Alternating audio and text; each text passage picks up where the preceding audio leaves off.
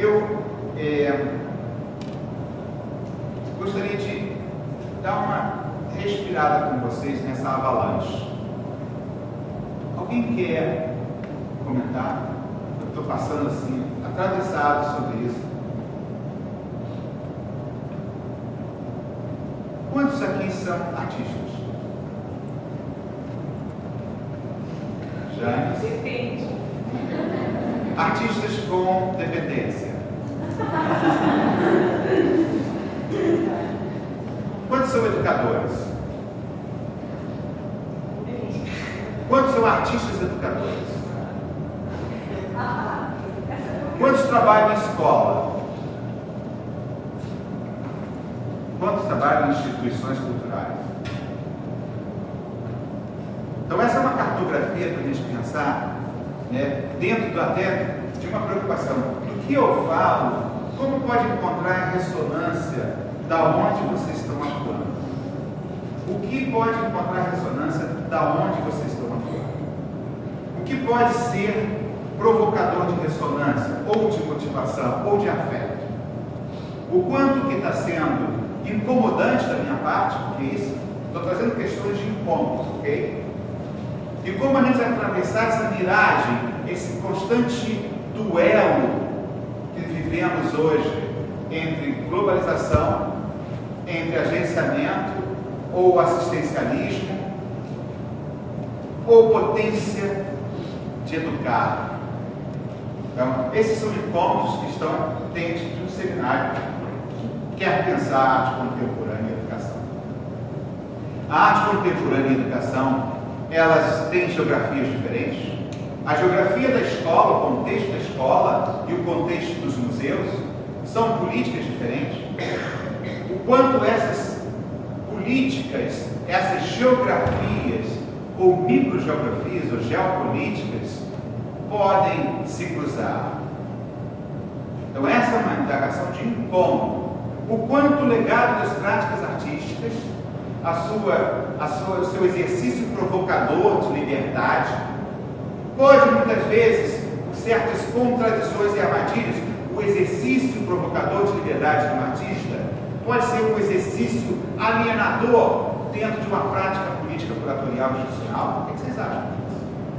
O quanto, de repente, o exercício de liberdade de um pode ser o exercício de silêncio e abafamento de outros. Como essas hierarquias, o subalterno do educador dentro de uma instituição, o quanto uma política dentro dessa instituição entende o papel dessa confluência como uma mudança de paradigma do mundo contemporâneo. É isso que eu gostaria de colocar, que são dilemas que estão atravessando várias áreas. O quanto, então, quando a gente me pediu para fazer perguntas, o quanto as instituições reconhecem as diferenças de público na sociedade, as diferenças de grupos interpretativos na sociedade, o quanto a gente reconhece que o conhecimento não pode se tornar um oráculo, enquanto o conhecimento é uma praxis geográfica de saberes e sabores. E daí vem o que a gente pode estar tentando definir como uma ética dos diálogos.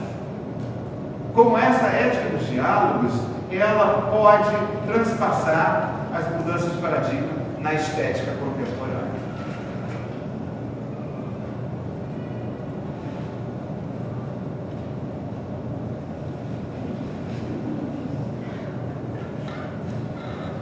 Só eu que tenho incomodado com essas questões?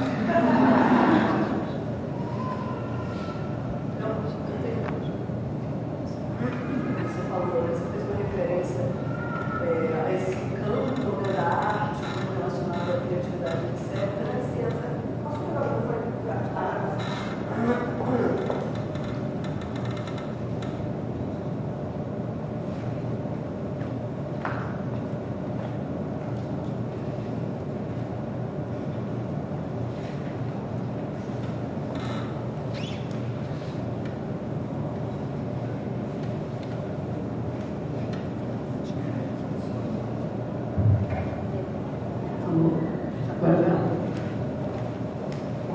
Boa noite, meu nome é André Estelon, eu sou professora universitária na área de comunicação, eu dou aula de estética da imagem, tenho esse interesse.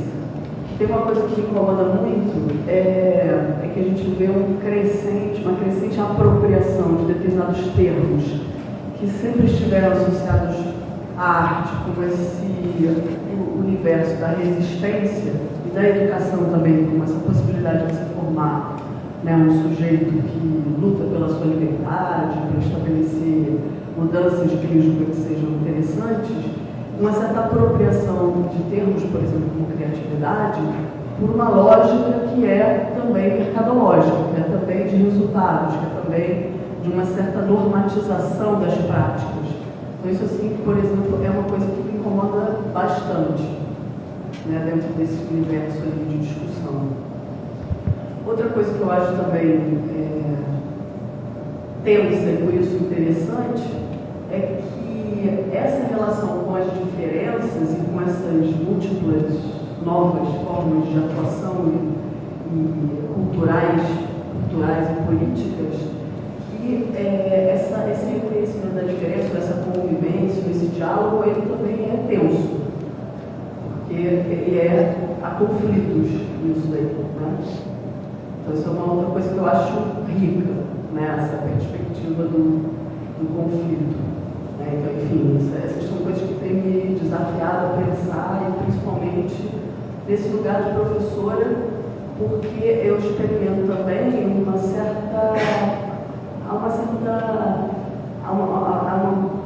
multiplicidade, parece que há tantos caminhos, tantos horizontes, né? Uma multiplicidade de coisas, e ao mesmo tempo eu percebo também uma certa apatia, uma certa vontade de se esconder, né, dos alunos. Uma coisa que é bem ambígua, você não sabe se é uma desistência das apostas, né, do sonho, na invenção. Então eu experimento um pouco isso, né, uma certa, como é que se diz, uma certa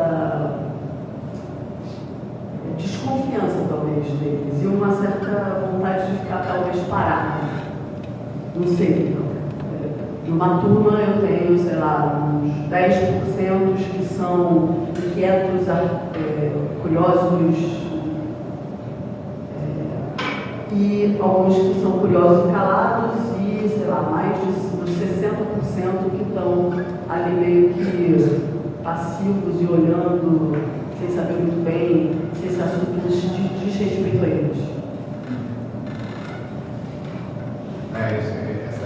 As estatísticas nossas relacionais, assim, de quantos são afetados, quantos estão sendo afetados de forma diferente, e como a gente sente um processo de aprender a ouvir vozes antagônicas, por exemplo. Mas uma coisa é você ouvir vozes antagônicas ou ouvir dissenso, praticar isso. A outra é quando você reconhece uma herança de posicionamento subalterno para determinadas discussões. Então aquilo é muito mais agressivo do que ter opiniões diversas. Então é exatamente nesse incômodo, mas eu acho que o que eu queria provocar é que todos estão incomodados. Então, o mundo contemporâneo é um mundo dessa miragem. Então, por um lado, você tem uma feira Arte Rica que foi um sucesso.